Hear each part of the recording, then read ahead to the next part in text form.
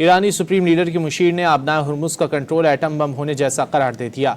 मोहम्मद मुखबिर ने ईरानी मीडिया से गुफ्तगू में खलीज में अहम आबी गुजरगाह को कंट्रोल करने का मवाजना जौहरी हथियारों से लैस किसी मुल्क से किया। उन्होंने कहा कि आबनाए हुर्मुज़ किसी एटम बम की तरह ही कीमती है। उन्होंने इस बात पर जोर दिया कि एक ऐसी पोजीशन पर फायर होने जैसा है जो आलमी मईशत पर असरअंदाज होने की इजाज़त देता है। ये ईरान के लिए एक बड़ा मौका है। आबनाए हुर्मुज़ की जोग्राफियाई अहमियत ईरान को वो ताकत फराहम करती है जिसके ज़रिए वो आलमी क़ुव्वतों को अपनी शराइत मानने पर मजबूर कर सकता है।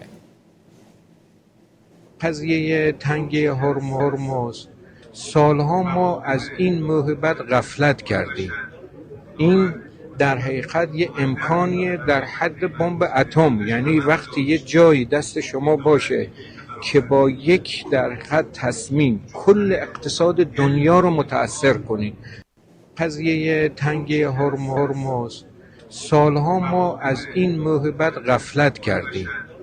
این در حقیقت یه امکانیه در حد بمب اتم، یعنی وقتی یه جایی دست شما باشه که با یک در حقیقت تصمیم کل اقتصاد دنیا رو متاثر کنید. قضیه تنگ هرمز سالها ما از این موهبت غفلت کردیم. این در حقیقت یه امکانیه در حد بمب اتم، یعنی وقتی یه جایی دست شما باشه که با یک در حقیقت تصمیم کل اقتصاد دنیا رو متاثر کنید.